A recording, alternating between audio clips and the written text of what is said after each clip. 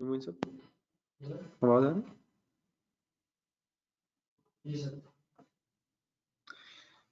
जी अस्सलाम वालेकुम dear students, आपको बेटा आवाज आ रही है प्लीज?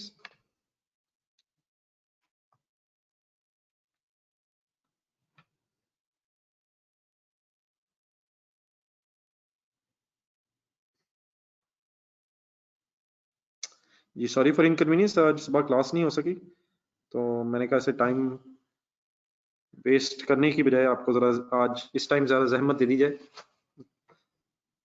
तो आप लोग इस तरह कीजिएगा, मुझे जरा काइंडली बता दें, एक छोटा सा होमवर्क दिया था कल मैंने सोना लिमिटेड के नाम से, मुझे एंड में जाके क्वेश्चन आया था, वो कंप्लीट कर लिया था सर जी। एक छोटा सा क्वेश्चन दिया था, सोना लिमिटेड रह गया,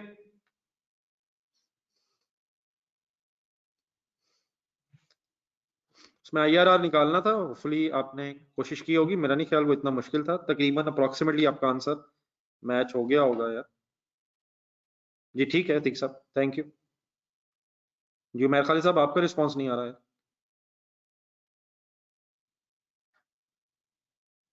बेटा छोटे छोटे काम करनी, हैदर हिम्मत करें यार, यकीनन चीजें तो बहुत सारी हैं, ये भी वो भी कोशिश करना है।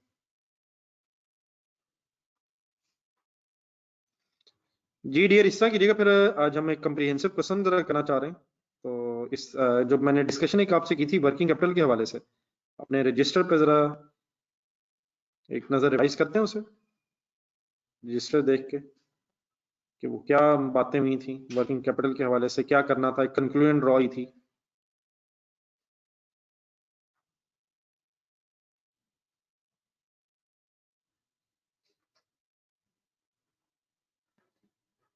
यहाँ जो डिस्कशन हुई थी सारी, देखिए सर जी, बाकी सब कुछ अपनी जगह जो हम डिस्कस किया था। वर्किंग कैपिटल का मीनिंग है, मैं चंद बातें तमहीदन दोबारा बोल रहा हूँ। वर्किंग कैपिटल का मतलब ये है, we are talking about current assets minus current liabilities. अगर तो आपको करंट एसेट्स और करंट लायबिलिटीज के अलग अलग ओपनिंग क्लोजिंग की इंफॉर्मेशन है, तो फिर तो आप सेल को, परचेजेस को, कॉस्ट ऑफ सेल्स को, एक्सपेंसेस को अलग अलग, पेबल्स, प्रीपेड्स, डेटर्स, क्रेडिटर्स, लेजर्स बना के अलग अलग रिसीट्स एंड पेमेंट्स में कैलकुलेट कन्वर्ट कर सकते हैं, कोई इशू वाली बात नहीं है, हमें कोई साइंस में जाने की जरूरत नहीं है जो डिस्कस हुई है। लेकिन अगर वो ये डेटर क्रेडिटर वगैरह अलग अलग बताने की बजाय वर्किंग कैपिटल के हवाले से बात कर ले, तो वर्किंग कैपिटल फिर कॉम्बिनेशन है current assets minus current liabilities का। तो उस केस में बात ही हुई थी कि वर्किंग कैपिटल अगर पॉजिटिव है, पॉजिटिव मींस करंट एसेट्स ज्यादा है, तो देन वो first relevant year of the project में एक नेगेटिव फिगर आएगी, और आखिरी साल, आखिरी प्रोजेक्ट के साल पे वो एक नेगेटिव फिगर बन जाएगी। सॉरी, फर्स्ट रेलिवेंट ईयर में नेगेटिव और लास्ट रेलिवेंट ईयर में एक पॉजिटिव फिगर आ जाएगी। और इसी तरह अगर वर्किंग कैपिटल नेगेटिव है, विच मींस करंट लायबिलिटीज ज्यादा है, तो फिर आप मुझे कंक्लूड करके उठे थे कि फिर फर्स्ट रेलिवेंट ईयर में नेगेटिव फिगर होगी। नेगेटिव फिगर, अगर वर्किंग कैपिटल नेगेटिव है तो सॉरी पॉजिटिव फिगर होगी, और एंड में नेगेटिव फिगर होगी। तो कुछ याद है वैसे जो कल बात हुई थी?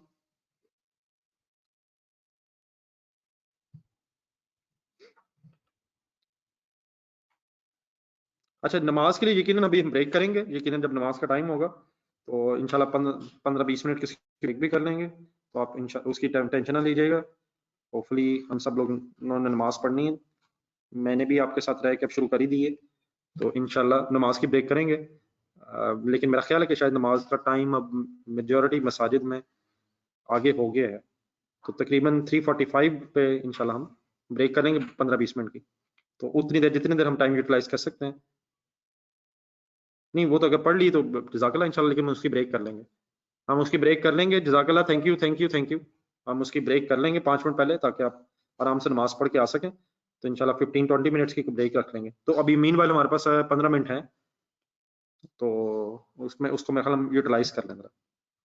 आइएगा सर जी, क्वेश्चन एक पढ़िएगा, आपके पास से पेज वापस आना है अपने तरफ। लेट मी, बेटा हसन, हमारी तरफ से कोई ऐसा म्यूटेड अनम्यूटेड वाला प्रॉब्लम नहीं है, काइंडली अगर कभी भी ऐसा इशू आए तो जरा ये बताइएगा यार, वो क्या आप कह रहे थे दोबारा रीज्वाइन करें, वो क्या उस दिन बात हुई है? तो वो जरा थोड़ा सा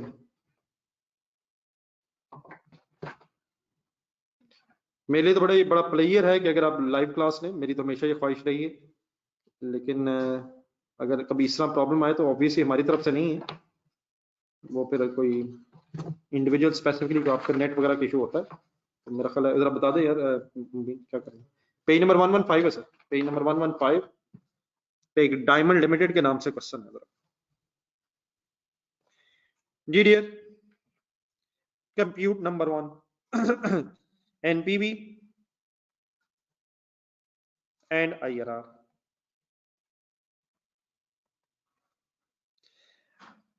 assume that unless otherwise specified, ये क्वेश्चन में आपको बार बार नजर आया करेगा, ये हमारी बेसिक सी assumption है, ये लिखा हो तब भी ठीक है, ना लिखा हो तब भी है, कि हम हमेशा ये assume करेंगे कि कैश फ्लोस हर रेलेवेंट ईयर के एंड में है, अनलेस वो बताए, तो फिर अगर वो बताएगा तो ऑब्वियसली फिर हम अकॉर्डिंगली क्वेश्चन के मुताबिक करेंगे।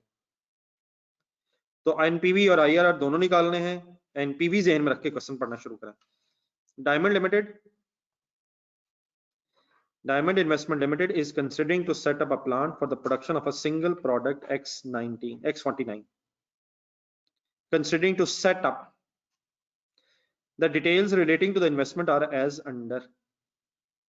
The cost of the plant amounting to rupees 160 million would be payable in advance, and it includes installation and commissioning. Installation and commissioning का मतलब होता है starting, commissioning, इंस्टॉलेशन, असेंबली के लिए वर्ड भी होता है, इंस्टॉलेशन, वायरिंग, कमीशनिंग, स्टार्ट करने के लिए जो खर्चे हुए हैं वो इसमें शामिल हैं। आपने सिर्फ मुझे ये बताना है कि ये 160 कब लिखेंगे, ईयर 0 पे लिखेंगे, ईयर 1 पे, ईयर 2 पे, वगैरह वगैरह। ये आकिब का भी मसला रहा है।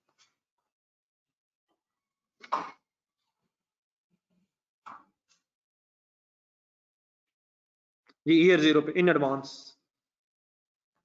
मैं नमाज के बाद वो भी ले लेता हूँ आप। हाँ मैं अभी आता। जी बेटा ईयर 0 पे लिखेंगे, in advance, advance payable in advance. Number 2, working capital of 20 million would be required at the commencement of the commercial operations. अब देखिए सेंटेंस ना बस इतना की क्वेश्चन में लिखा हुआ करेगा, तो 20 million would be required at the commencement of the commercial operations। अगर हमें नहीं पता कि एंड में इसका क्या होना है, तो यहां से सिर्फ एक चीज में रख लीजिएगा, प्लांट की लाइफ क्योंकि 4 ईयर्स है, इसलिए प्रोडक्ट 8 सालों का है। गौर से वर्ड्स पढ़िएगा जरा, शायद थोड़े से डिफरेंट है उससे जो मैंने उस दिन डिस्कशन की थी। बताएं वर्किंग कैपिटल अगर 20 मिलियन नजर आ रहा है आपको विदाउट एनी ब्रैकेट, तो ये कब नेगेटिव और कब पॉजिटिव होगा, सही बताने की कोशिश कीजिएगा जरा, चाहे 1-2 मिनट सोच लें।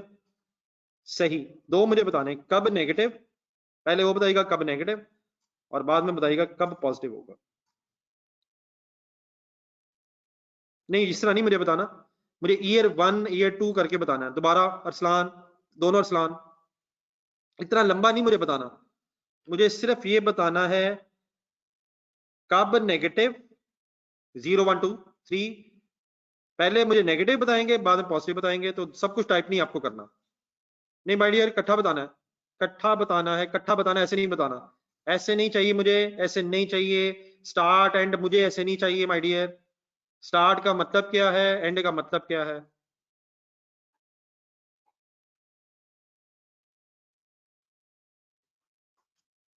ये ट्राई करें दोबारा, दोबारा मेजोरिटी का आंसर ठीक नहीं है जिस तरह मैं चाह रहा हूं।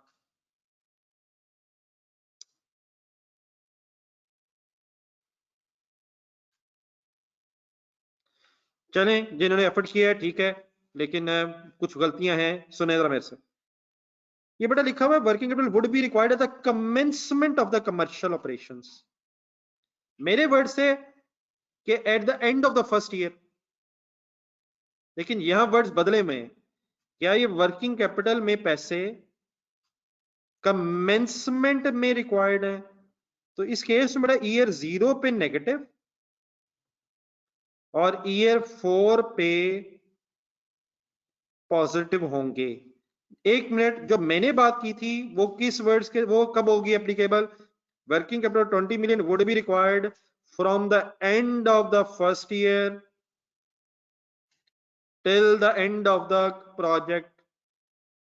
तो यहां उसकी बजाय eight the end of the year की बजाय commencement of commercial operations. तो commencement of commercial operations means आज या एक साल बाद, ईयर 0 या ईयर 1, इस तरह करें। टाइप करना आपके लिए मुश्किल है, मे बी आप समझाना मुझे पॉप पाए।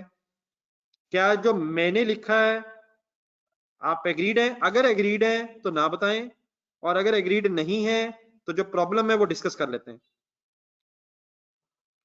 और बेटा इसका लेजर बनाने की जरूरत ही नहीं है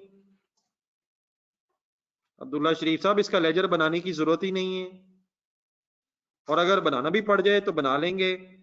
वर्किंग कैपिटल के एंगल से डेटर्स ज्यादा होंगे, ये डेबिट फिगर्स होंगी, तो अभी इस केस में लेजर आप बनाने की जरूरत ही नहीं है, क्योंकि उसने डेटर अलग नहीं बताया, क्रेडिटर अलग नहीं बताए, उसने हमें कंबाइंड एक फिगर वर्किंग कैपिटल की बता दी है। ईयर 1 से इसलिए नहीं क्योंकि ईयर 1 का मतलब होता है end of year 1 mister Aqib, year 2 का मतलब होता है एंड ऑफ ईयर 2, ईयर 3 का मतलब होता है एंड ऑफ ईयर 3, ईयर 0 का मतलब होता है आज, आज का मतलब होता है स्टार्ट, स्टार्ट का मतलब होता है कमेंसमेंट। ईयर 1 के अगर मैं नीचे लिखूंगा तो इट मीन्स टू से कि मैं कहना चाहता हूं this working capital will be required at the end from the end of year 1, but the question says it is required at the commencement of commercial operations. तो ईयर 1 के and पे कब लिखेंगे? अगर ईयर 1 के एंड से चाहिए और अगर स्टार्ट से चाहिए तो ईयर 0 पे कंसिडर करेंगे। ठीक है mister Aqib and mister Abdullah Sharif ji. Abdullah Sharif साहब, इस वक्त हमें किसी लेजर की जरूरत नहीं है।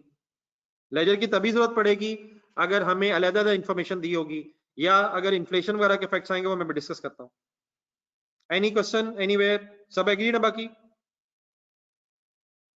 अगर एग्रीड है तो ठीक है, मुझे इतराज नहीं है, लेकिन अगर एग्रीड नहीं है तो भी पूछ लें, छोड़ दें, छोड़ दें, आंसर ना दें। अगर एग्रीड है तो आंसर चाहे ना दें। नेक्स्ट पॉइंट पढ़ें। DIL intends to sell X49 at cost plus 25%, एक मार्कअप दिया हुआ है। Cost does not include depreciation on plant, होना भी नहीं चाहिए। अगर शामिल होती तो फिर यकीनन हमें उसे निकालना पड़ना था अपनी कैश फ्लोस की वर्किंग में। तो ये जो सोना लिमिटेड में आया था वही इशू यहां भी है। इशू मींस कोई इशू नहीं है। Cost does not include depreciation. Sale for the first year are estimated at 300 million. बस यहां तक रुकें, मुझे बताएं ये 300 मिलियन मैं ईयर 0 पे लिखूंगा या ईयर 1 पे? Sale for the first year, सब पार्टिसिपेट करें, यही इसमें गेम है, nothing else, nothing else.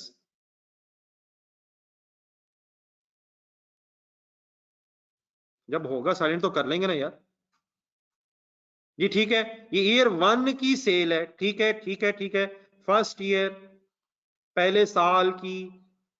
The sale quantity would increase at 6% per annum. 300 million की जो अमाउंट दी हुई है ये बड़ा quantity multiplied by, quantity multiplied by sale price per unit, units multiplied by sale price per unit हुआ होगा। तो उसमें सिर्फ क्वांटिटी कह रहा है, प्राइस की फिलहाल बात नहीं कर रहा है। तो कोई मसला नहीं है, हम इंटू 1.06 करके इसकी क्वांटिटी मल्टीप्लाई करके अगर प्राइस नहीं भी बढ़ी तो वर्किंग कर सकते हैं। Number 4, the plant would be depreciated at the rate of 20% under reducing balance method. Tax depreciation is to be calculated on the same basis. अब टैक्स की बहस शुरू हो गई है। Estimated residual value of the plant at the end of the 4 years of useful life would be equal to its carrying amount. वो कहता है 4 साल बाद जो कैरिंग अमाउंट होगी वही इसकी रेजिडुअल वैल्यू भी एक्सपेक्टेड है। तो क्या आपको पता है, गौर से सुने, गौर से वर्ड सुनिएगा मेरे, क्या आपको पता है कि we are not expecting any gain or loss on disposal at the end of the 4 year because the residual value will be equal to the carrying amount after 4 years. We are not expecting any gain loss on disposal. ये my dear आपकी counting इंशाल्लाह ठीक ठाक revise हो जानी है सारी, full concentrate करना है। Then my dear tax rate 34% है आज टैक्स की इंफॉर्मेशन है, टैक्सेबल प्रॉफिट्स की भी इंशाल्लाह आपसे वर्किंग कराऊंगा, टैक्स डेप्रिसिएशंस की भी फिगर्स हैं। Then number 6, DIL's cost of capital is 18%. All costs and prices are expected to increase at the rate of 5% per annum. Cost of capital given है। Net cash flows तक पहुंचेंगे, पहले requirement 1 final करेंगे और then उसके बाद all cost and prices are expected to increase at the rate of 5% per annum. ये inflation rate दिया हुआ है। अगर वो क्वेश्चन में कहा गया स्पेसिफिकली कि इन्फ्लेशन इग्नोर करें तो फिर करेंगे, अदरवाइज अगर इन्फ्लेशन रेट्स हैं तो पहले इन्फ्लेशन इनकॉर्पोरेट करके अपनी कैश फ्लोस फाइंड आउट करेंगे और फिर जो नेट कैश फ्लोज आएंगी उनको प्रेजेंट वैल्यू लेके डिस्काउंट करेंगे। ठीक है जी, क्वेश्चन जो मैंने पढ़ा, आई होप कि इसमें कोई खास इशू वाली बात नहीं है। बाकी डेफिनेटली भी सॉल्व करते हैं। अब इस तरह करें, हम यहाँ 20 मिनट की ब्रेक कर लेते हैं। 4:10 पे वापसी हो जाएगी, 4:10 पे। तो इस घड़ी के मुताबिक 3:51 है जो आपके पास डिवाइस पे आ रही है। तो इंशाल्लाह बेटा प्लीज कोशिश करें 4:10 पे, लेकिन इंशाल्लाह मैं 1-2 मिनट और हो ही जाएंगे। तो अगर मैंने 4:15 कहा तो 4:20 हो जाएंगे मेरा ख्याल है। तो 4:10 अपने जहन में रखें, बाकी 1-2 मिनट ऊपर नीचे कोई मसला नहीं। ठीक है, तो इंशाल्लाह हमारी दोबारा भी मुलाकात होगी। एक छोटी सी ब्रेक रख लें, इंशाल्लाह ब्रेक के बाद मिलते हैं। अल्लाह हाफिज।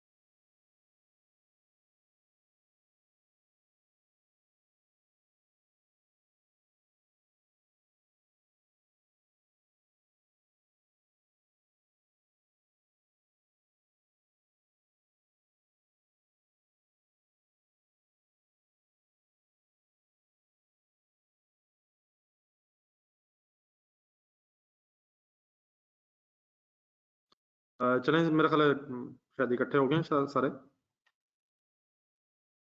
स्टार्ट कर लें सर।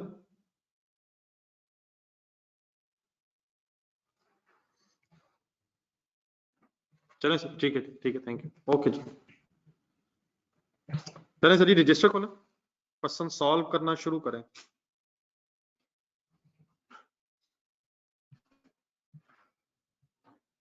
इंशाल्लाह you will enjoy the story sir. अगर आपने सीरियसली मेरे साथ बातें सुनी, इंशाल्लाह आप एंजॉय करेंगे। लेकिन उसके लिए इम्पोर्टेंट ये है कि साथ साथ कोशिश कीजिएगा। Calculator, pen, register should be with you. वैसे ज्यादा फोकस होना चाहिए इस चीज पे कि समझा जाए। तो बिजनेस नेम लिखना है sir, diamond limited, diamond investment limited.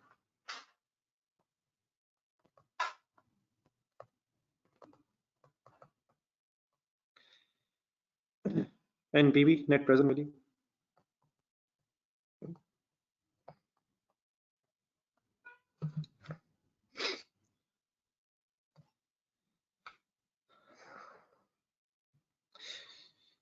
चार साल का प्रोजेक्ट इसलिए है क्योंकि एसेट की लाइफ ही 4 इयर्स है। तो कभी कभी वो बता भी दिया करेगा कि एसेट की, प्रोजेक्ट की लाइफ क्या है। ना भी बताए तो useful life is an indication कि प्रोजेक्ट कितने अरसे का है। तो year 0, year 1, year 2,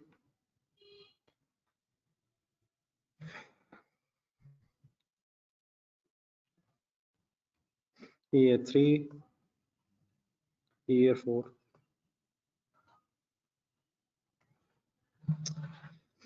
first point पढ़े सर, तरतीब से चलें। The cost of the plant amount to be is 160 million. Plant including installation commission, अगर नहीं इंक्लूड तो इंक्लूड होना चाहिए, अगर अलग फिगर दी हो तो यकीनन ऐड होनी चाहिए। 160 million in advance negative.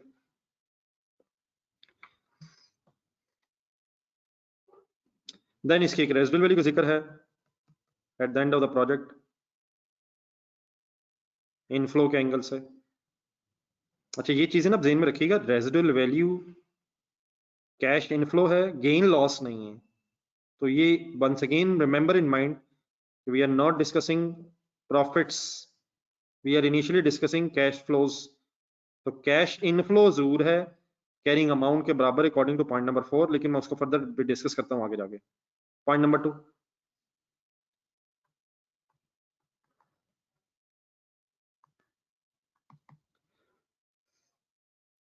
Twenty negative commencement and it is always assumed eight the end of the project debtors are realized and creditors are paid if there is no other information with respect to working capital. Okay, final अब ये working capital kindly commencement की वजह से year 0 में लिखा। ठीक है, अगर ओके होगा इस तरह कर लेते हैं, अगर ओके है तो ठीक है, अगर कोई इशू होगा ओके है तो चाहे रिस्पॉन्ड ना करें, लेकिन अगर इशू है तो साथ साथ चलें। ओके है तो ठीक है, और अगर किसी इशू है तो बताना है जरूर। देन माय डियर, उसके बाद नंबर 3, सेल्स। अब देखें, वर्किंग कैपिटल में जो भी डेटर्स क्रेडिटर्स की एडजस्टमेंट होनी है स्टॉक की, वो ऑटोमेटिक होगी। हम जब सेल परचेज वगैरह लिखेंगे तो वो ऑटोमेटिक एडजस्टमेंट से जिन सालों में इशू है, we always assume at the end of the product debtors are realized and creditors are paid, therefore last relevant year में फिर ये ओपनिंग होने की वजह से और क्लोजिंग 0 होने की वजह से रिवर्स सिचुएशन बन जाती है। काइंडली ना कीजिएगा और इस तरह की चीजें फाइनल करें। ठीक है मिस्टर उमर?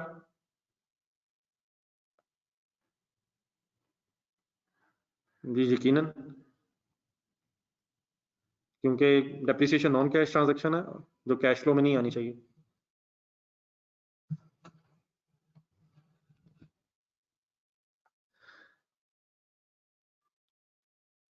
सर जी, रिसीट कैश तो हो सकता है ना, वर्किंग कैपिटल में कैश भी तो है, तो कैश तो शुरू में हो सकता है। सिर्फ डेटर्स क्रेडिटर्स तो नहीं, करंट एसेट्स में कैश भी तो होता है, करंट लायबिलिटीज में बैंक ओवरड्राफ्ट भी तो होते हैं, तो शुरू में कैश अपना इन्वेस्ट या बैंक से लोन भी तो लिया जा सकता है। तो सिर्फ डेटर्स क्रेडिटर्स नहीं, all current assets current liabilities. ठीक है mister Abdullah Sharif.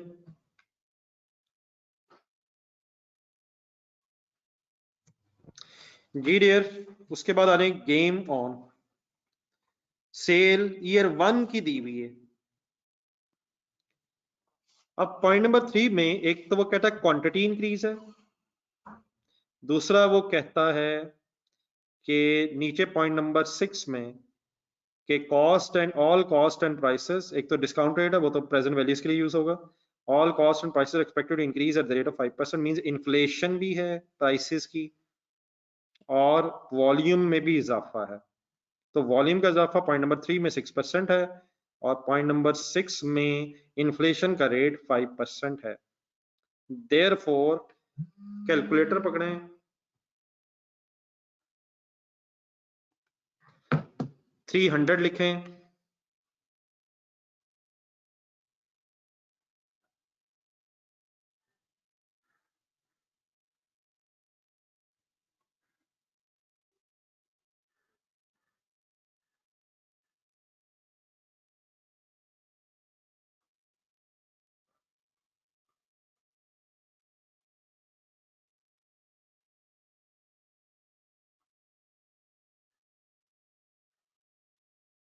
Sir ji cost of sales की वर्किंग बाद में कर लेते हैं ना, सेल्स टू कॉस्ट नहीं, सेल्स टू कॉस्ट नहीं, ये क्या सवाल है जी? मोहम्मद सोहेल जरा काइंडली एक्सप्लेन करिएगा क्या कहना चाह रहे हैं।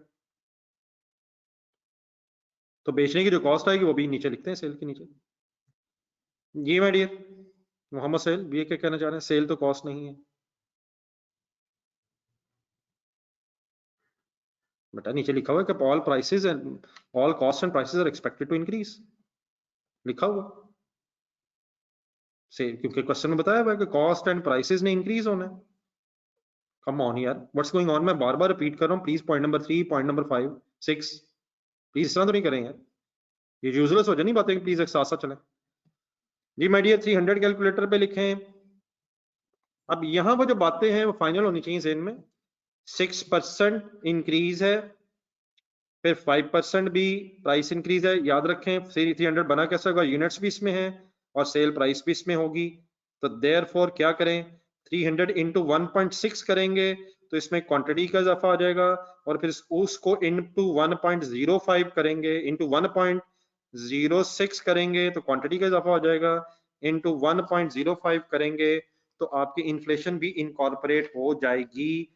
आपकी देयरफॉर फिगर आ जाएगी, और ये पर एनम है, देयरफॉर आपकी फिगर आ जाएगी 333.9। मेरा ख्याल है वर्किंग का पैटर्न इस तरह से रख लें, यकीनन हार्ड एंड फास्ट नहीं है, मिलियंस में राउंड ऑफ भी कर सकते हैं आप, और अगर चाहें तो 2 पॉइंट्स तक मैक्सिमम चले जाएं, जैसे आपकी चॉइस है वैसे करें।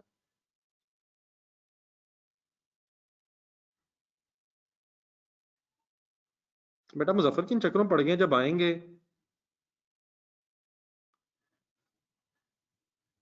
जब स्पेसिफिक इन्फ्लेशन जनरल इन्फ्लेशन की बातें होंगी तो कर लेंगे यार, और वो तो कोई इशू नहीं है। अगर आपको सेल की अलग कोई इन्फ्लेशन दी हो, कॉस्ट की अलग इन्फ्लेशन दी हो, तो हमने वर्किंग कर ली हुई है। बेटा ये क्या कर रहे हो आप लोग आकिब, ये क्या क्या हो रहा है इस वक्त? क्या मार्कअप से कॉस्ट ऑफ सेल निकालनी है या मार्कअप से अगले साल की सेल निकालनी है? यार ये क्या मजाक हो रहा है ये mister Aqib, what's going on, ये क्या करना चाह रहे हैं?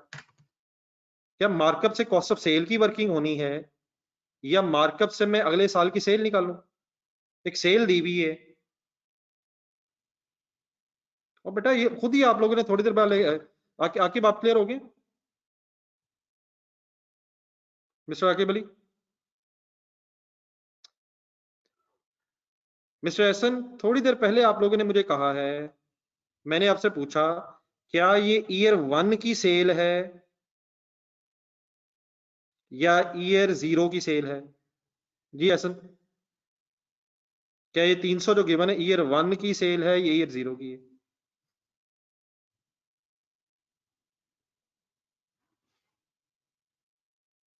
तो अगर ये ईयर 1 की है तो मैं ईयर 1 में मैंने लिख दिया है, तो अब इसको इन्फ्लेट क्यों करूं, ये ऑलरेडी ईयर 1 की फिगर दी हुई है। उसके बाद फिर उसने कहा पर एनम है, तो ईयर 1 की सेल उसने दे दी है, ईयर 2 की सेल निकालने के लिए वॉल्यूम इंक्रीज और इन्फ्लेशन का इफेक्ट ले रहा हूं। ठीक है सर ऐसा जी डियर। आई फिगर कैसे आपने आई होप के सॉल्व की है, कैलकुलेटर पे लिखी रखें 300 इंटू 1.06 इंटू 1.05 इन्फ्लेशन और प्राइस इंक्रीज इंटू 0.9 और फिर पर एनम बढ़ते जाएं इन टू 1.06 इंटू 1.05 पर एनम है। थर्ड ईयर की सेल निकालने फिगर्स में सब मैच का तरीका 371.63 यकीनन राउंड ऑफ किया जा सकता है।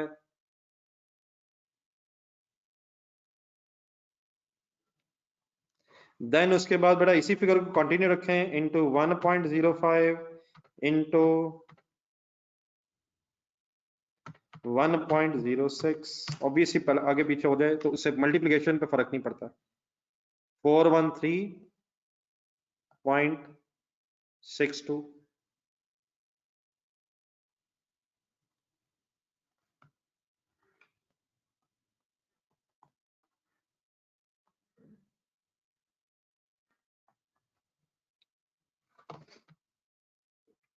इकट्ठे हो जरा यहाँ पे।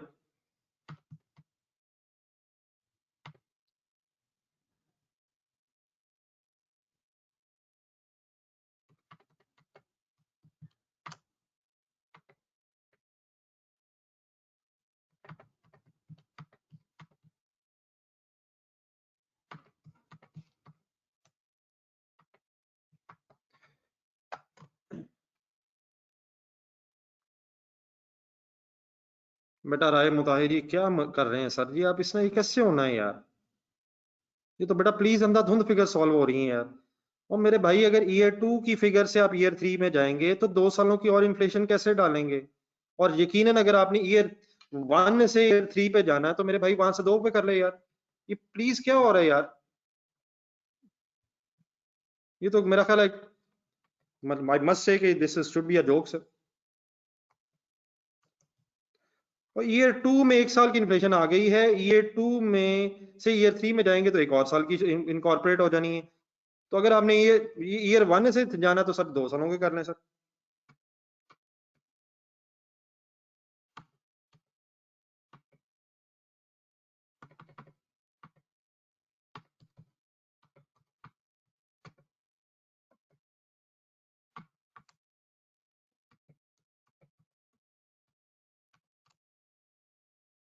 करें ठीक है मिस्टर अहमद सर, आप सर इसको अगर इन्फ्लेट करेंगे तो इस तरह फिगर आ जाएगी। जिन क्वेश्चंस में हम कर रहे थे उसमें हर साल की रेलिवेंट फिगर खरीदी होती थी करंट प्राइसेस के मुताबिक।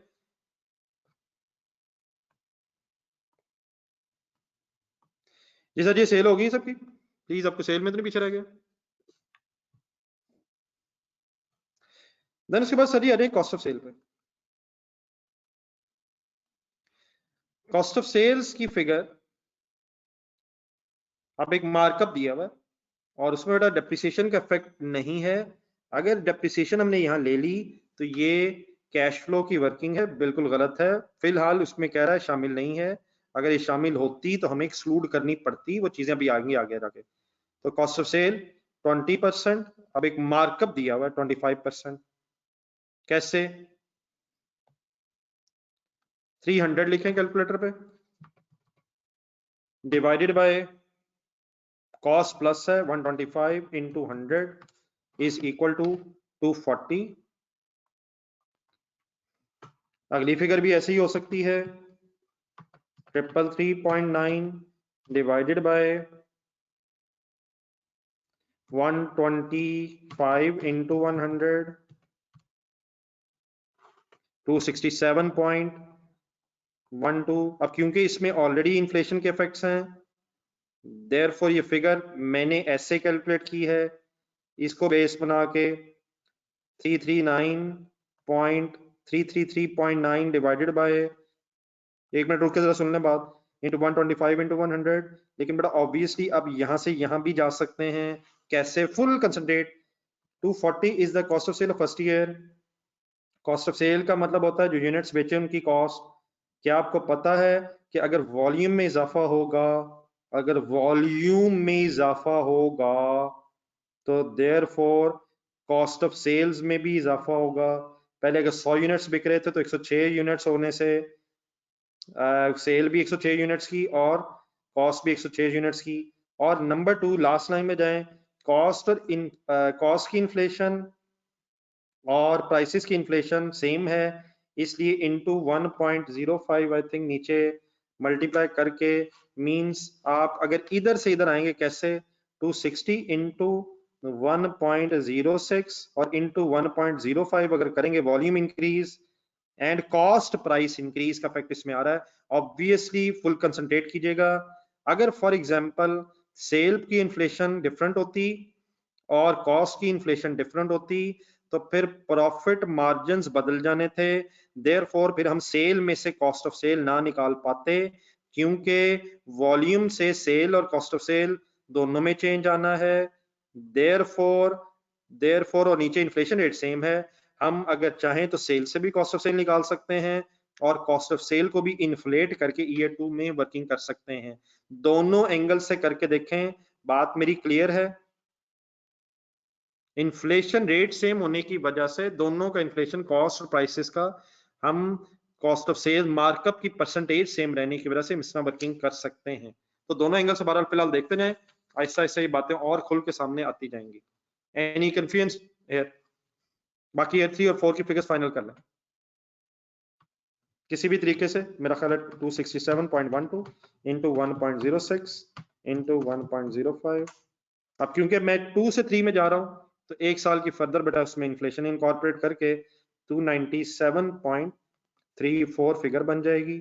और ऑब्वियसली अब ये कॉस्ट की फिगर्स हैं तो देयरफॉर ये लेस हो जाएंगे। और finally 413.62 into 1.06 into 1.05 460.36 sorry 413 into 297.3 into 1.05 into 1.06 तो 330.9 समथिंग हो जाएगा, ये 330.90। बहरहाल अगर कभी किसी क्वेश्चन में आप राउंडेड देखें मिलियंस में तो वो एक्सेप्टेबल है।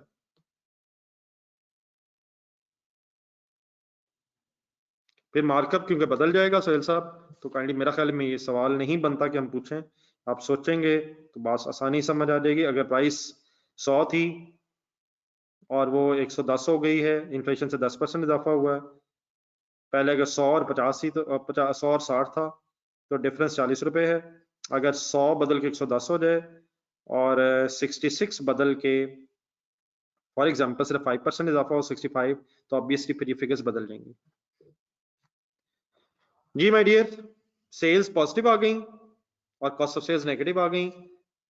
अब आएगा आगे पॉइंट नंबर 4 में, काइंडली प्लीज पॉइंट नंबर 4 में इनिशियली याद रखें हमें net cash flow before tax find out करना है और उसके बाद फिर वो टैक्स की वर्किंग है। तो पॉइंट नंबर 4 को अगर हम गौर से देखें तो फिलहाल उसमें से ऑब्वियसली रेजिडुअल वैल्यू दी हुई है, सॉरी एक प्लांट की डेप्रिसिएशन का रेट दिया हुआ है। जो प्लांट की डेप्रिसिएशन है अकाउंटिंग पॉइंट ऑफ व्यू से वो तो हमने इग्नोर करनी कैश फ्लो में, लेकिन जो उसकी टैक्स डेप्रिसिएशन है वो टैक्सेबल प्रॉफिट्स में भी मैं डिस्कस करूंगा, अकाउंटिंग प्रॉफिट्स टैक्सेबल प्रॉफिट्स के एंगल से। तो एक मिनट जरा डेप्रिसिएशन जेन से निकाल दें, वो भी मैं डिस्कस करता हूँ। मुझे जरा एक वर्किंग करनी पड़ेगी रेजिडुअल वैल्यू की, क्योंकि वो एज अ इनफ्लो फिर 4th ईयर पे आनी है। ठीक है, तो अब इस तरह कीजिएगा, जरा ये पूरा पेज रख लें, इसमें फिर नीचे आईआरआर की वर्किंग अगर स्पेस भर की तो कर लेंगे आप लोग। जरा मेरे साथ एक वर्किंग नंबर 1 पे इकट्ठे हो। I am trying to calculate the residual value after the end of the 4 years which is equal to the carrying amount। तो पॉइंट नंबर 4 फोकस करें और एक वर्किंग की तरफ आ जाए जरा।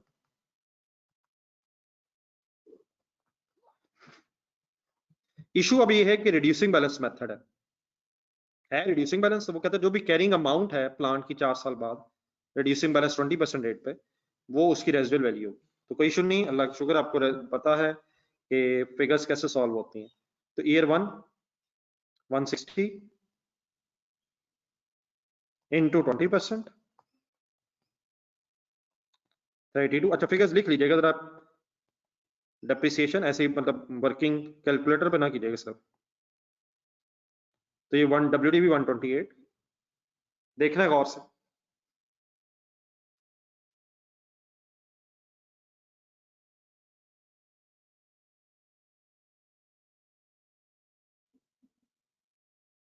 माविया क्या मजाक कर रहे हो यार। ठीक है सर, मैं वो करके देखता हूँ जो आपने कहा मुझे।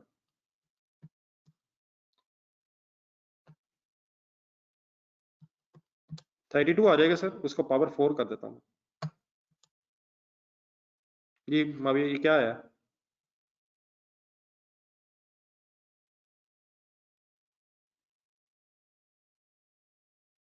जी मिस्टर माविया, जो आपने कहा है जरा अप्लाई करके बताइए आया क्या है?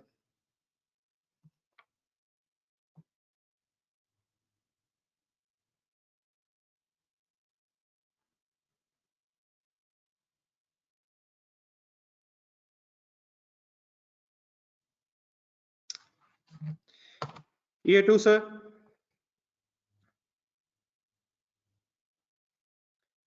रिड्यूसिंग बैलेंस मेथड में फर्स्ट ईयर एट कॉस्ट से मल्टीप्लाई होगा, सेकंड ईयर से ऑनवर्ड्स WDV से।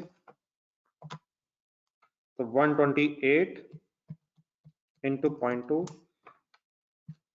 यू कैन सर जी इसके शॉर्टकट्स आर पॉसिबल, शॉर्टकट्स की भी मैं डिस्कशन करता हूँ, लेकिन you need figures in exam. बहरहाल शॉर्टकट्स आर पॉसिबल, अगर वो पॉसिबल हो तो मैं ये नहीं कहूँगा कि टाइम वेस्टिंग, अगर आप वैसे फिगर्स लिख लें तो कोई इशू भी नहीं है, लेकिन यहाँ हमें डेप्रिसिएशन के फिगर्स की जरूरत भी पड़नी है। तो जस्ट 1 मिनट रिवाइज भी कर लें, ये चीजें इतनी सिंपल भी नहीं है।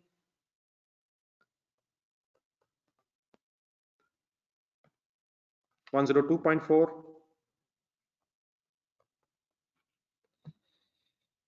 वर्किंग ईयर 3 into 20%,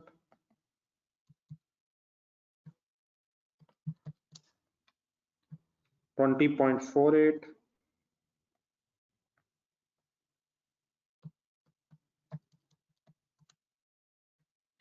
$81.92,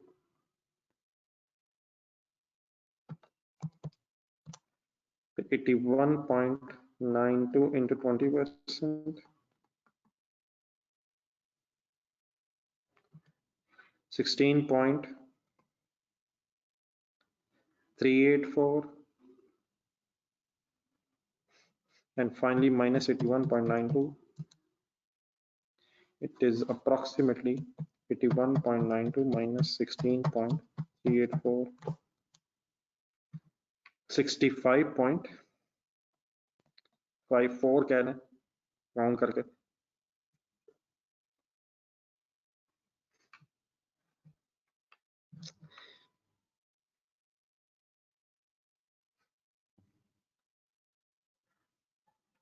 जी जरा एक सेकंड, जरा सब लोग मुझे बताइएगा मेरी आवाज ठीक आ रही है सबको, आवाज और स्क्रीन ठीक है?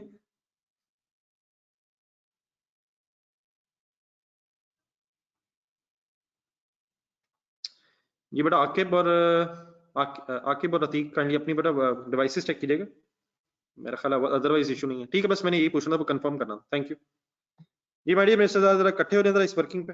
65.54 ठीक है ठीक सर, ओके।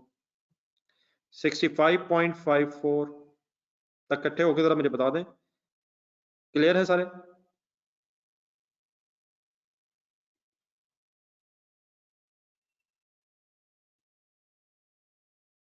अच्छा सर जी सही, अपने जरा कॉन्सेप्ट क्लियर कीजिएगा माय डियर। क्वेश्चन के वर्ड्स हैं residual value will be equal to the carrying amount, तो this should be the residual value according to the words of the question. दूसरी बात ये कि यकीनन बेटा एक शॉर्टकट पॉसिबल है, कैलकुलेटर पे लिखें 160। रिड्यूसिंग बैलेंस मेथड में 20% अगर रेट है तो WDV स्ट्रेट अवे निकाली जा सकती है, कैसे लेकिन पता होना चाहिए वैसे।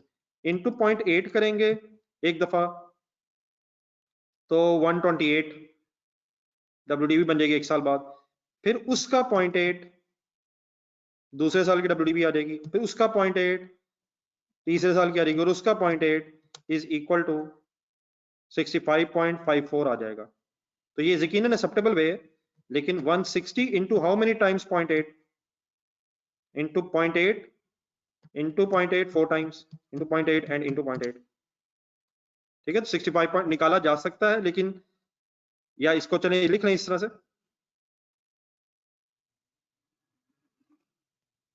इंटू 80% इंटू 80%, उसका 80%, फिर WDV का 80%, और फिर उस WDV का 80%, अगर 20% रेट है।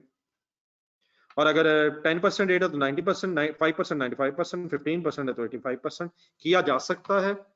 मैंने क्यों किया है, मैंने जरा टैक्स की फिगर, डेप्रिसिएशन की फिगर इसलिए निकाली, कभी हमें टैक्स की वर्किंग में जरूरत पड़नी है। तो माय डियर, इस फिगर को उठाएं 65.54 और प्लांट के सामने लिख दें 65.54।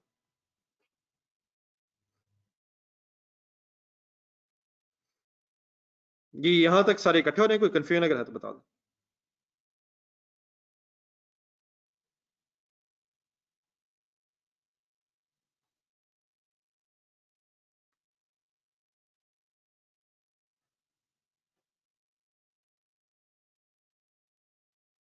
मतलब मुस्लिम जिन चक्रों में आप लोग पड़ जाते हैं बिल्कुल ज्यादती है।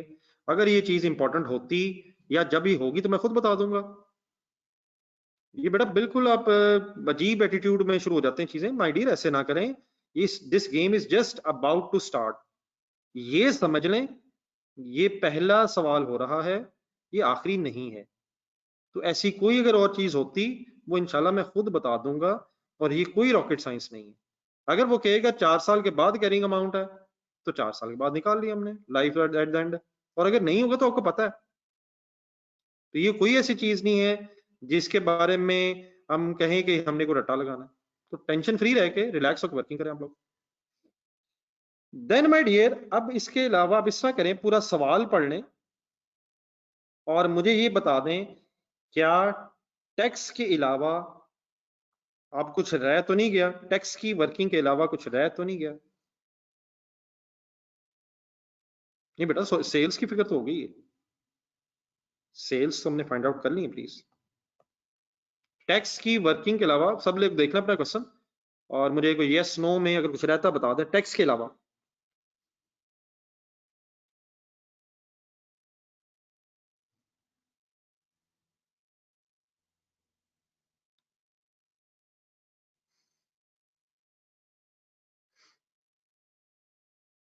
अब आपसे बेटा रिक्वेस्ट ये है कि जो मैंने अगली बातें करनी है वो समझने के लिए आप रुक जाएं।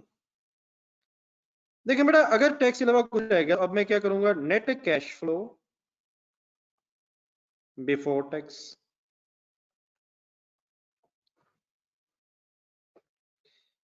कुछ ना करें, रिलैक्स रहें।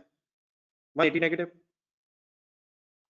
60 पॉजिटिव, 66.78, सिर्फ फिगर चेक करना है मेरी, और अगर गलत है तो बता दें, अदरवाइज अगर ठीक है तो रहने दें। और फोर्थ ईयर, अगर मैंने ऐसी वर्किंग की जैसे मैंने आपके सामने की है, तो मेरा आंसर आएगा,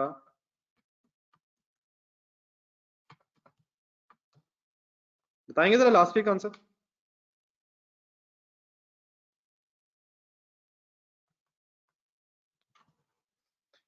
मेरा आंसर आएगा 168.31। 31 मेरा ख्याल आएगा 65.56 54 plus 20 plus 412.62 plus minus finally 30.330.926, चलो सॉरी।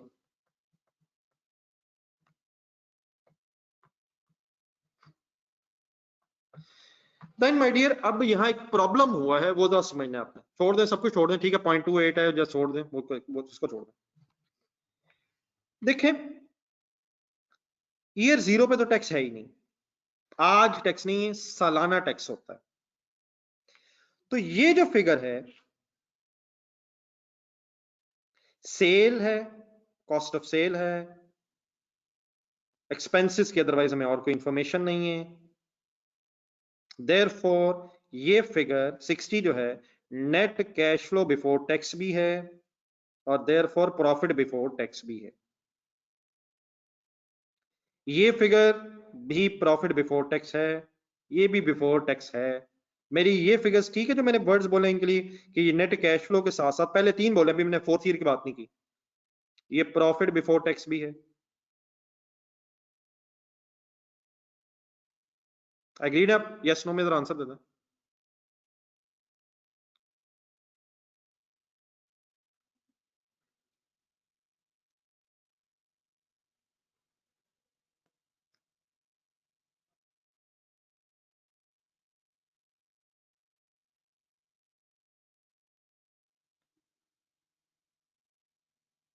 जी हमजा, जो आपने बड़ा बात की, काश आप अपने वर्ड्स ठीक कर लें। मैंने जिन फिगर्स की बात की है उन फिगर्स में प्लांट की कॉस्ट ही नहीं है। मैंने जिन फिगर्स की बात की है उन्हें प्लांट की कॉस्ट ही नहीं, वो ये जीरो में है। तो हमजा आपको प्लीज कंसंट्रेशन बड़ा नहीं है, यकीनन आपने कुछ चीजें सोची हुई हैं, लेकिन प्लीज वो मेरा क्वेश्चन नहीं है।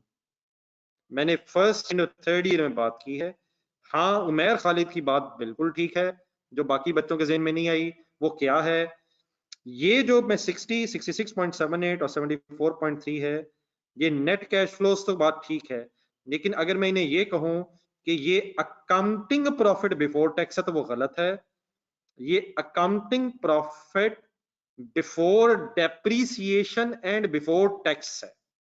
अब आई नीड जरा दोबारा रिस्पॉन्स, क्या ये accounting profit before tax and before depreciation नहीं है? क्योंकि कॉस्ट ऑफ सेल में तो डेप्रिसिएशन ही नहीं थी। जी मिस्टर हमजा, आप ठीक है? तो जिन फिगर्स की प्लीज मैं बात कर रहा हूं उन पे फोकस करें, और जिनकी मैंने बात नहीं की काइंडली, वो तो वैसे ही प्रॉफिट्स नहीं, वो तो आज की फिगर्स हैं। तो एक सेकंड, जो आपने कहा है ठीक है, नहीं बेटा वो दीक साहब ऑपरेटिंग प्रॉफिट नहीं होता वो, please operating profit before interest and tax होता है। ना करें ना करें ना करें ठीक, ऑपरेटिंग प्रॉफिट भी ये नहीं है, वो before interest and before tax होता है, आफ्टर डेप्रिसिएशन होता है ना, उन चक्करों में पड़ जाएगा। सही, अपने कॉन्सेप्ट क्लियर करें माय डियर। ये प्रॉफिट बिफोर टैक्स है, लेकिन डेप्रिसिएशन कॉस्ट ऑफ सेल्स में ना होने की वजह से ये बिफोर अकाउंटिंग डेप्रिसिएशन है। तो ये ऑपरेटिंग प्रॉफिट नहीं है, ये कोई अजीब सा ही प्रॉफिट है जिसे अभी हमने ठीक करना है। देन बेटा प्रॉब्लम असल में ये ईयर 4 में है।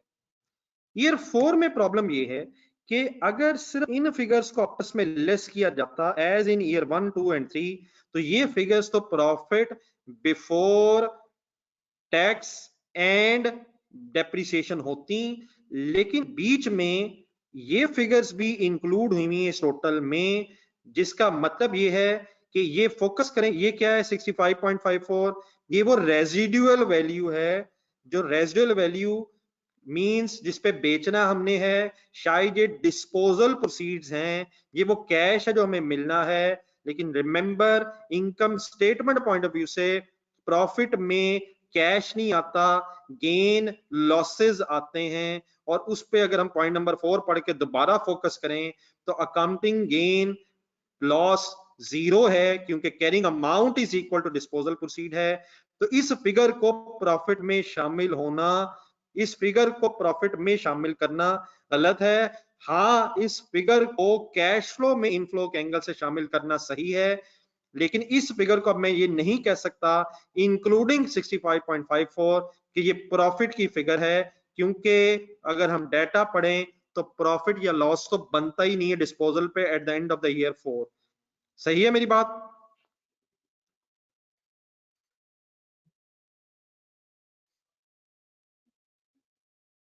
सर, ये मेरी बात ठीक है सर?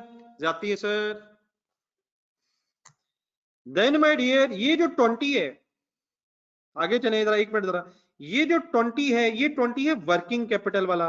इनको पॉजिटिव नेगेटिव लिखने से तो रसीट्स और पेमेंट्स बननी है, तो मींस ये भी 20 जो थे, ये 20 तो वैसे ईयर 0 पे, इस पर टैक्स है ही नहीं, लेकिन ये जो 20 ईयर 4 में लिखा हुआ है, इसने तो इस सेल को और इसने इस कॉस्ट ऑफ सेल को, which mean stock debtors creditors वाली इस एडजस्टमेंट से जो नेट दी हुई 20 की बेस पे आपको, इससे तो रिसीट्स एंड पेमेंट्स बन जानी है। तो वंस अगेन ये नेट कैश रिसीट्स तो ठीक है, लेकिन ना इसमें ये होना चाहिए और ना इसमें ये होना चाहिए। अगर इस अमाउंट ने profit before tax and depreciation कहलाना है, तो इसमें ना ऊपर वाली फिगर होनी चाहिए थी और ना ही ये 20 वाली फिगर होनी चाहिए थी। ये तो बैलेंस शीट आइटम्स हैं, इनका इनकम स्टेटमेंट पे कोई ताल्लुक नहीं है।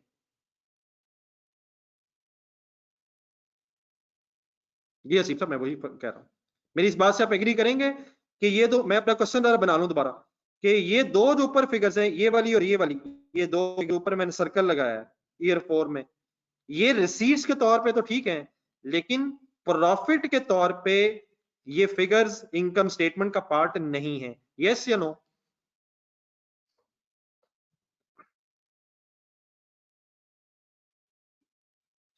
तो देन बेटा इसका ना, अब यकीनन मैंने आपको एक वर्किंग, पिछले सवालों में तो मैं आपको इसी तरह करवा रहा था जिस तरह मैंने आपको करवाई है, लेकिन जिन सवालों में टैक्स इन्वॉल्व हो जाए तो डरिएगा ना, ऐसे ही बिल्कुल रिलैक्स रहिएगा। जिन क्वेश्चंस में टैक्स इन्वॉल्व हो जाए, और वो शायद सारे ही क्वेश्चंस होंगे यहां से ऑनवर्ड्स, बहुत रेयर ही कोई केस है जिसमें टैक्स इन्वॉल्व ना हो, और अगर टैक्स इन्वॉल्व नहीं है तो वहां भी ये बात चल जाएगी जो मैं भी करने लगा हूं। अगर हम ये फिगर्स जो बैलेंस शीट से रिलेटेड है, इन फिगर्स को अपनी वर्किंग करते हुए बाद में लिख लिया करें, और इन फिगर्स को, मतलब ये जो टोटल है वो हम सेल और कॉस्ट ऑफ सेल्स की बेस पे, और प्लांट और वर्किंग कैपिटल की जो फिगर्स हैं, मींस बैलेंस शीट आइटम्स को अपनी अगर टैक्स की वर्किंग के बाद लिख लिया करें, तो देन हमें अपने क्वेश्चन में वर्किंग करते हुए जरा टाइम सेव हो जाएगा। वैसे तो ऑफ कोर्स मुझे क्या चाहिए, मैं ये भी कर सकता हूँ कि मैं 60 उठा लूं, 66.78 उठा लूं, 74.33 उठा लूं, और ये उठा लूं, और फिर उसमें से वो माइनस कर दूं। लेकिन वो जो प्लस माइनस करने की बजाय अगर हम बैलेंस शीट आइटम की प्रेजेंटेशन अपने इस टेबल में जो हम कर रहे हैं टैक्स की वर्किंग के बाद कर लिया करें, तो वो हमारे लिए जरा आसानी रहेगी। मतलब अब आप कुछ नहीं कर सकते, आपने तो ये लिख लिया है, और मैंने इसलिए लिखा दिया है ताकि पहले आपको प्रॉब्लम समझ आ जाए। अब मैं जो करने लगा हूं वो मुझे अगर कर लेने दें, और फिर आप अगर दोबारा खुद करें या देख के लिखना चाहें, एज यू लाइक, वो आपकी चॉइस होगी। मैं कहना ये चाह रहा हूं कि इसको अभी आप ना लिखिएगा, क्योंकि ये भी मैं एक टेंटेटिवली स्पेस छोड़ के लिख रहा हूं, मैं तो मिटा दूंगा, फिर आपसे मिटना भी नहीं है। इन फिगर्स को हमें यकीनन कैश फ्लो में कंसिडर करना है, लेकिन अगर अपनी इनिशियल वर्किंग में ऊपर कंसिडर करने की बजाय हम इन्हें अपनी टैक्स की वर्किंग के बाद लिख लिया करें, तो हमारे लिए जरा आसानी ये रहेगी कि without any further plus minus हम अपने टैक्स की वर्किंग को कंप्लीट करने की पोजीशन में आ जाया करेंगे। तो I am not only interested with plant and working capital, I am interested with the balance sheet items. And balance sheet item से मेरी मुराद इस क्वेश्चन में तो ये दो ही हैं, बाकी क्वेश्चन में मेरी मुराद किन चीजों से है इंशाल्लाह वो थोड़ा सा आपको भी आइडिया है, और बाकी आइडिया मैं आपको मिलजुल के दूंगा। ऑब्वियसली मैं ये नहीं कह रहा कि इन दोनों को इकट्ठा कंसिडर करें, ऊपर भी और नीचे भी। रादर देन दैट अगर इसको यहां कंसिडर कर लेंगे तो ऑब्वियसली बेटा ये फर्स्ट कॉलम में से ये निकल जाएगा फिलहाल, और लास्ट कॉलम में फिलहाल 413.62 माइनस 330.9, आपके पास फिर ये आंसर वही आ जाएगा जो ईयर 1, 2 और 3 में है। Means it is profit before depreciation and before tax. आपको इस वक्त मेरी बातें सुनकर लगेगा कि पता नहीं ये बहुत मुश्किल काम हो गया है, लेकिन बिलीव मी, अगर आप एक दो सवाल मेरे साथ निकल गए तो बाकी ये चीजें मैक्सिमम रिपीट होनी है। और ऑब्वियसली जो असल इश्यूज है वो और है, वो ये इशू नहीं है। इंशाल्लाह ये बड़े आराम से हमें याद आ जाए करे हो जाएगा। फिलहाल मुझे आपसे ये रिक्वेस्ट अब है, बगैर कुछ लिखे जो मैंने किया है और क्यों किया है ये आपको समझ आ गया है, ये मैंने क्या कर दिया है?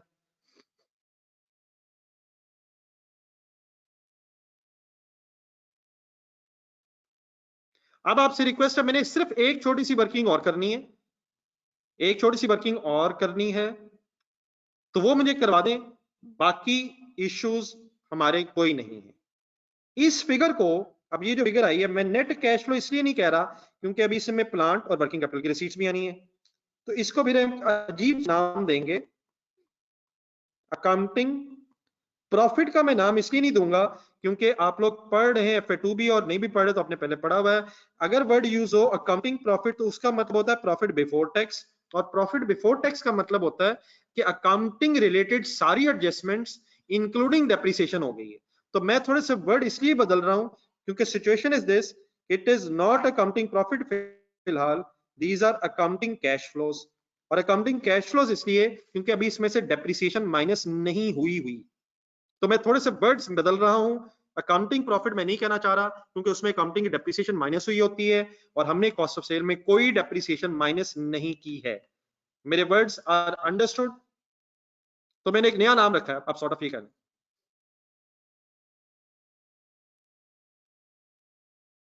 तो मैंने एक नया सा नाम रख दिया है, आप इससे कुछ एग्री कर जाएंगे? प्रॉफिट क्यों नहीं कह रहा? डेप्रिसिएशन लेस नहीं है। अब आइएगा, हम किया ये करेंगे कि इंशाल्लाह अकाउंटिंग कैश फ्लोस पे पहुंच के टैक्स की वर्किंग किया करेंगे। याद रखें, टैक्स जो है वो ना अकाउंटिंग प्रॉफिट्स पे है ना अकाउंटिंग कैश फ्लोस पे है, उसने टैक्सेबल प्रॉफिट्स पे ही आना है। तरीका क्या हुआ करेगा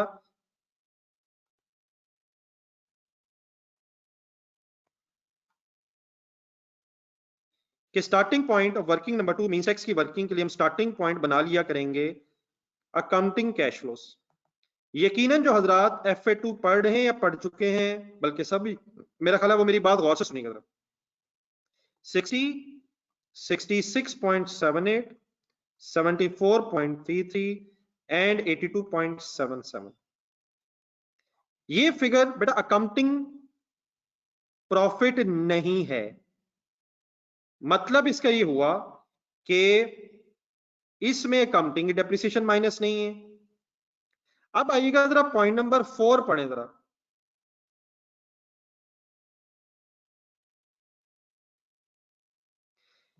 अब जरा पॉइंट नंबर 4 पढ़ें। वो कहता है टैक्स डेप्रिसिएशन वही है जो अकाउंटिंग में है, मींस 20% रिड्यूसिंग बैलेंस। हम अब यूज टू इससे हैं कि अगर अकाउंटिंग और टैक्स डेप्रिसिएशन सेम है तो फिर तो अकाउंटिंग प्रॉफिट ही टैक्सेबल प्रॉफिट होता है, आपको पता है?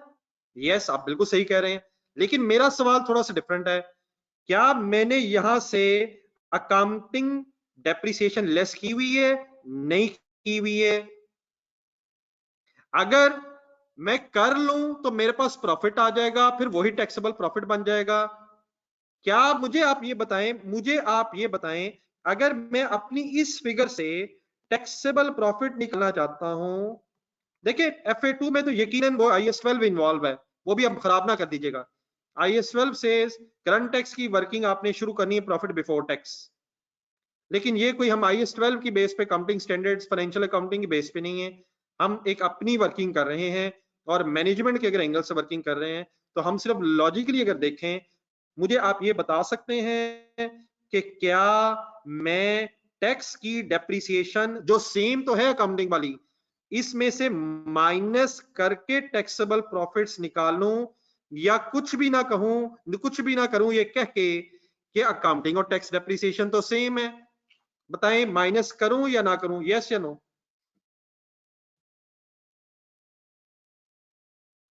सब लोग अपना अपना जरा आंसर बता दें, मैं जरा देख रहा हूं क्या क्या आंसर आ रहा है।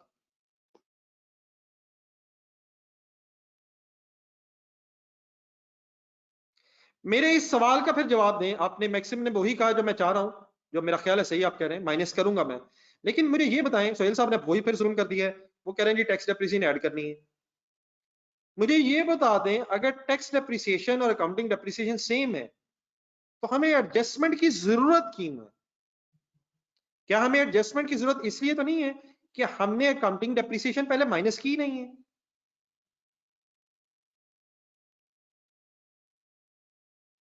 अगर हमने अकाउंटिंग डेप्रिसिएशन माइनस की होती,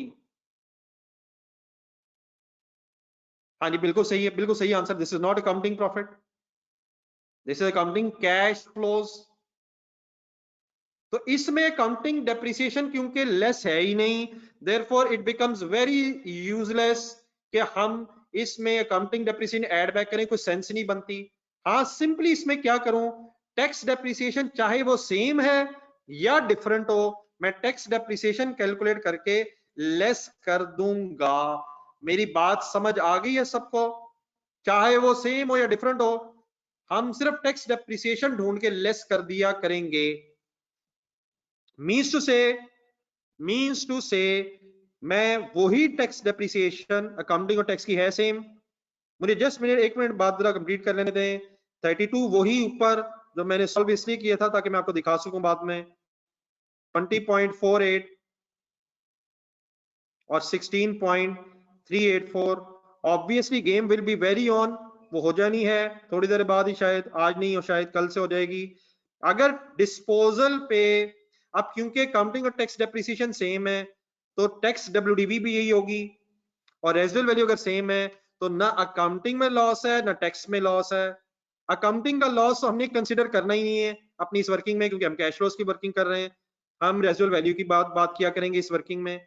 लेकिन टैक्स गेन या लॉस हमारी टैक्स की वर्किंग में होना चाहिए। तो ये सिर्फ डेप्रिसिएशन के इश्यूज नहीं है, इंशाल्लाह टैक्स की वर्किंग डिटेल में किया करेंगे। फिलहाल अगर मैं आपसे कहूं कि टैक्स डब्ल्यूडीवी भी यही है और वही रेजिडुअल वैल्यू भी है, देयरफॉर टैक्सेबल गेन लॉस भी कोई नहीं है। अगर गेन होता तो प्रॉफिट्स में ऐड करते टैक्सेबल प्रॉफिट्स में, और अगर लॉस होता तो लेस करते। तो ये मेरी बात अंडरस्टैंड कर जाएंगे आप कि मैं उसे इग्नोर क्यों कर रहा हूं, क्योंकि कोई गेन लॉस डिस्पोजल पे नहीं है, ना अकाउंटिंग में ना टैक्स में, और देयरफॉर सिर्फ टैक्स डेप्रिसिएशन ही वर्किंग करके हम अपने टैक्सेबल प्रॉफिट्स निकाल सकते हैं। क्या ये जो 28 आ रहा है, जैसे एक मिनट मैं आखिरी बात कर दूं जरा, क्या ये जो 41.18 आ रहा है, सॉल्व करने आप लोग, फिगर सिर्फ सॉल्व करना है। 53.85 आ रहा है, ये वाकई टैक्सेबल प्रॉफिट है? ये भी टैक्सेबल कैश फ्लोज ही हैं? एक यहां तक फाइनल रिस्पॉन्स जरा देना, क्या ये वाकई टैक्सेबल प्रॉफिट है?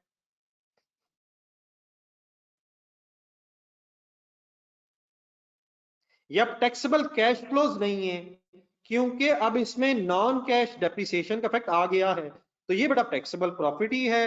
Therefore according to the point number 5, अब हम इस पे टैक्स रेट लगा सकते हैं एट द रेट ऑफ 34%। आप लोग इस तरह करें, ये बाकी वर्किंग तो मेरा ख्याल है आप लोग अलहदा इंशाल्लाह बना लेंगे। ये जो मैं ऊपर नीचे कर रहा हूँ ये तो सिर्फ ऊपर नीचे फिगर्स हैं। ये जो वर्किंग नंबर 2 है ये लिख लें, अभी हमारे पास तकरीबन 7-8 मिनट है, इंशाल्लाह मेरे ख्याल अजान से पहले पहले हम बात कंप्लीट कर लेंगे, और अगर अजान हो गई तो इंशाल्लाह वहीं छोड़ देंगे, वो कोई मसला नहीं, इंशाल्लाह फिर कल कंप्लीट कर लेंगे। ये वर्किंग जरा मुझे, वर्किंग नंबर 2 जरा काइंडली आप लोग भी नोट कर लें, और मैं इसके टेक्स्ट की सिर्फ वर्किंग्स लिख रहा हूँ, तो आप लोग टेक्स्ट तक फाइनल कर लीजिएगा कम से कम मेरे साथ।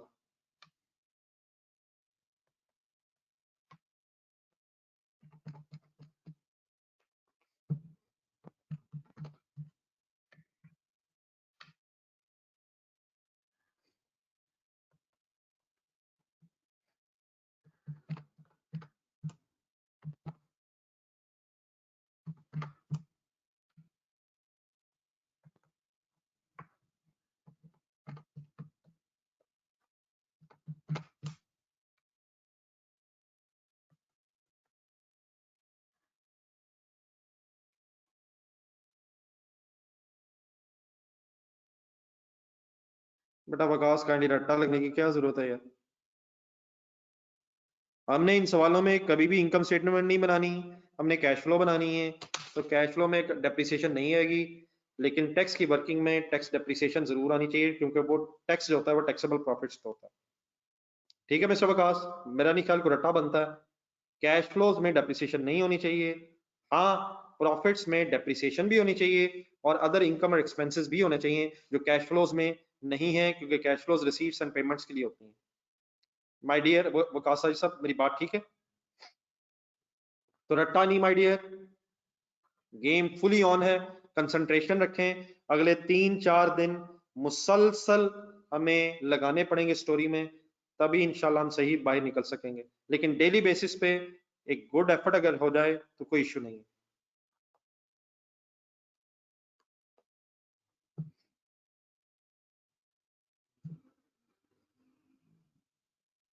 जी my dear, I am waiting. अगर आपने ये लिख लिया है तो कम से कम मैं ये फिगर जरा प्लेस करना चाह रहा हूँ।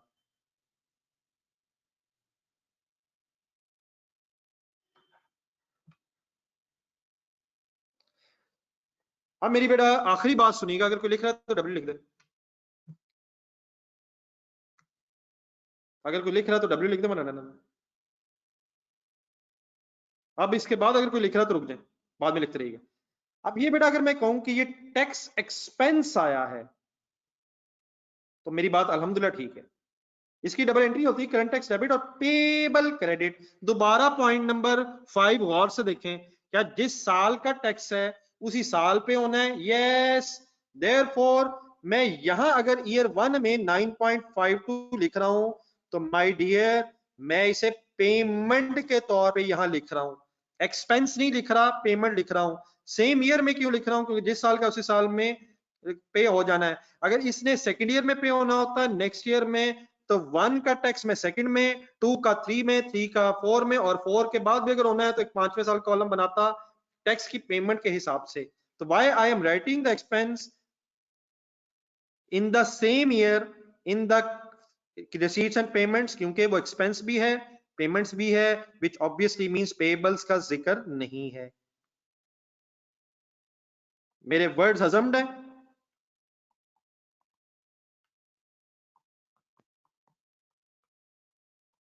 तो मैंने पेमेंट्स के तौर पे इसे लिखा है। आपसे बस रिक्वेस्ट बेटा ये है, बस ठीक है, यहां तक बस जो नई बातें थी वो हो गई हैं। फाइनल करने के बाद, इसको सब कुछ लिखने के बाद, आप अपनी जब प्रेजेंटेशन बदल लेंगे नीचे, तो आपके पास वही नेट कैश फ्लोज आ जाएंगी। Finally after tax net cash flows after tax, जिस पे फिर आपको पॉइंट नंबर 6 में 18% कॉस्ट ऑफ कैपिटल गिवन है, तो आप एनपीवी की वर्किंग कर सकेंगे। तो ये 180 हो जाएगा। बाकी ऑफ कोर्स इस 60 में ये टोटल हुआ था 60, इसमें से ये टैक्स लेस होके यहाँ फिगर आएगी, एंड सो ऑन। और 82 में फिर ये फिगर्स एड लेस होके यहाँ तक टोटल कैश फ्लोज आ जाएंगी। ये मेरी फाइनल बात ठीक है?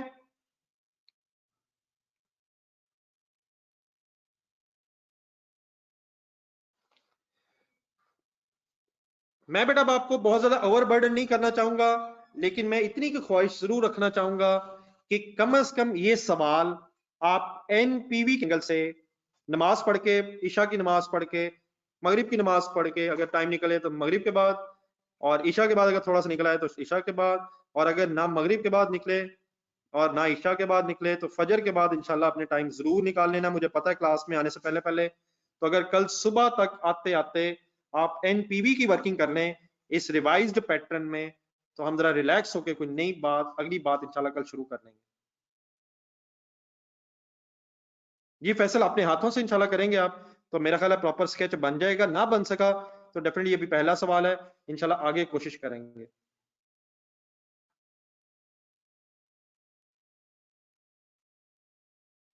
जी मोहतसिम माय डियर, अल्लाह का शुक्र है, मुझे पता है क्या क्या रह गया है, क्या क्या होना है। ये बहुत अजीब एटीट्यूड है माय डियर। अल्हम्दुलिल्लाह मैं बुरा जरूर हो गया हूँ, लेकिन जो थोड़ा सा मुझे पता है काम करना है, वो प्लीज मुझे याद है। माय डियर ऐसे ना करें, अल्लाह का शुक्र है अगर आपने कर लिए हैं, मुझे आइडिया है कि मुझे टाइम निकालना है। इन चक्करों में ना पड़ जाएं, आप उन चक्करों में पड़े माय डियर जो मैं आपको प्लीज साथ साथ कह रहा हूँ। बाकी यकीनन 4 वो हैं, एक नसीब लिमिटेड भी है, और गेम तो अब सीरियसली ऑन है। ना कर मोहतशिम, जो मैंने कहा प्लीज उसको जहन में रखें। सब लोग बावजू होके नमाज की तैयारी करें। मगरिब के बाद टाइम निकाल, ईशा के बाद वैसे ना निकलेगा, ईशा के बाद सो जाया करें। सुबह फजर के बाद कोई आधा घंटा घंटा क्लास से पहले निकाला करें पढ़ाई के लिए, उस वक्त फ्रेश माइंड होता है। ठीक है जहाब, जहाब ये जो आपने बेटा बात की है, ये मेरा ख्याल आपको दोबारा सोच लेना चाहिए कि आप क्या कह रहे हैं। मैं इंशाल्लाह कल इस पे फर्दर डिस्कशन करूंगा जो आपने बात कर दी है। मैं इस वक्त बीच में आपको नमाज की वजह से डिस्टर्ब नहीं करना चाह रहा। जी माय डियर, सिर्फ डायमंड लिमिटेड काइंडली सिर्फ रिक्वायरमेंट 1 के एंगल से फाइनल कीजिएगा। इसका जो आईआरआर वाला है वो मैं खुद आपसे कल डिस्कस कर लूंगा। अल्लाह हाफिज, जज़ाकल्लाह, thanks a lot for coming. इंशाल्लाह कल मुलाकात होगी।